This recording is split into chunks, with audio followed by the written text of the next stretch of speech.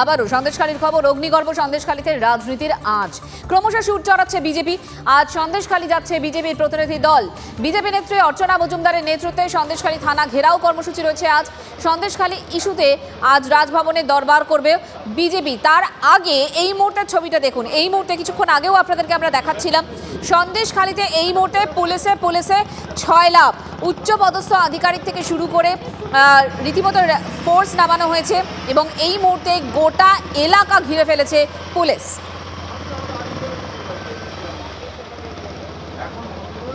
নাকা চেকিং, নাকাবন্দি করা রয়েছে একেবারে এলাকায় এবং আজকে বিজেপির কর্মসূচি রয়েছে।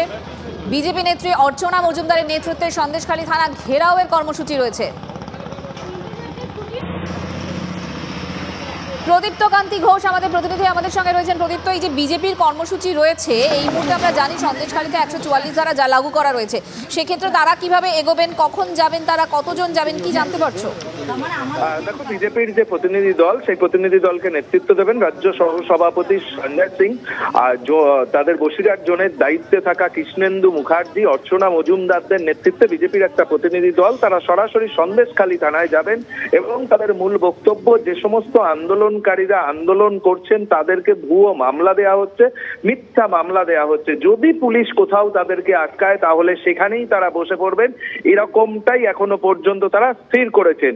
এবং মঞ্জিরা, তোমায় জানিয়ে রাখি আরো একটি বিষয় রয়েছে যে শুভেন্দু অধিকারীদের নেতৃত্বে বিজেপির প্রতিনিধি দল, বিজেপির বিধায়করা কিছুক্ষণের মধ্যে তারা রাজভবনে যাবেন। রাজ্যপাল না থাকলেও তারা রাজভবনে যাবেন। তার কারণ তাদের বক্তব্য, গোটা সন্দেশখালী জুড়ে এই মুহূর্তে যে ঘটনা ঘটছে তার রাজ্যের ক্ষেত্রে রাজ্যের আইন শৃঙ্খলা যে ভেঙে পড়েছে সেটা সন্দেশখালীর ঘটনাতেই প্রমাণ। এমনকি শুভেন্দু অধিকারী এই আর্জিও জানিয়েছেন যে রাজ্যপাল তিনি স্বচক্ষে যান সন্দেশখালীতে এবং গিয়ে সেখানের মানুষের সঙ্গে তিনি কথা বলুন এবং রাজ্যপাল না থাকলেও রাজভবনে গিয়ে তার সচিবের সঙ্গেও কথা বলবেন শুভেন্দু অধিকারীরা। অর্থাৎ একদিকে সন্দেশখালীতে বিজেপির প্রতিনিধি দল পৌঁছাবে, অন্যদিকে ঠিক একই সময় শুভেন্দু অধিকারীদের নেতৃত্বে রাজভবনে যাবেন বিজেপি বিধায়করা।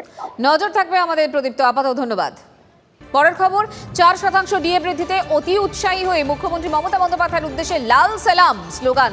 তৃণমূল প্রভাবিত রাজ্য সরকারি কর্মী সংগঠনের সদস্যদের খুব স্বাভাবিকভাবেই শাসক দলে অস্বস্তি। মহিষাদল বিডিও অফিসে মুখ্যমন্ত্রীর উদ্দেশ্যে স্লোগান। মমতা বন্দ্যোপাধ্যায়কে জানাই লাল লাল লাল সালাম।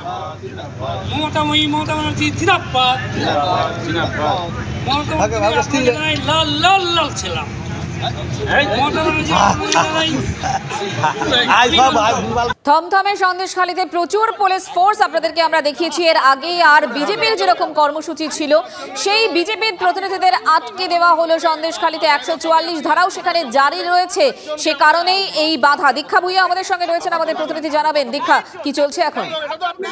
দেখো, এটা ধামাখালী থেকে প্রায় 4-5 কিলোমিটার আগে রামপুর বলে একটা জায়গা আছে, রামপুর লস্করপাড়া।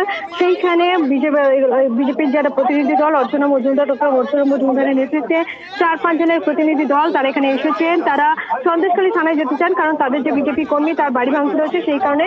কিন্তু এখানে বিশাল পুলিশ বাহিনী আগে থেকেই মজুদ ছিল। এসডিপিও, এখানকার যিনি মিনাখা এসডিপিও, তার নেতৃত্বে বিশাল পুলিশ বাহিনী এখানে নেতৃত্বে রয়েছেন। দীক্ষা নজর রাখো।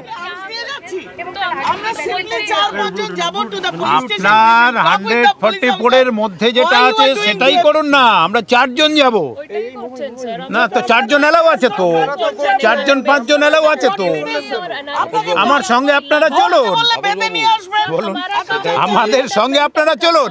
আমরা কোথাও আপনার ল ব্রেক করছি কিনা আপনারা দেখুন, আমাদের সঙ্গে থাকুন। আমারও মনে হয় আপনি করবেন না, বাট একটা জিনিস বলে চলুন, কিছু অ্যাক্সেসিবিলিটি যেখানে ল ব্রেক করার জায়গা নেই, উত্তেজনা ছড়াতে পারে বলে আমরা এটা জাস্ট প্রিভেন্টিভ মেজার হিসেবে আপনাদের আমরা পুরো হেল্প করেছি। আমরা গতকালকে আপনারা কোনো আন্দোলনের পড়েননি, মেজার হিসেবে নিচ্ছেন। আমরা এলাম আজকে করে 124। ও আমরা কোথায় করলাম? আমাদের কথা বললেই হবে। ডেট রয়েছে কবে? ডেট কবে রয়েছে? 124 কখনো বলে না আপনি এই রাস্তা আটকে এখানে আটকাবেন। This is not the place, no location. Only আপনার লেখা আছে সন্দেশখালী থানা এরিয়াতে।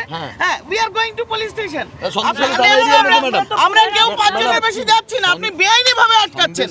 আপনি বেআইনি ভাবে আটকাচ্ছেন। This is not lawful.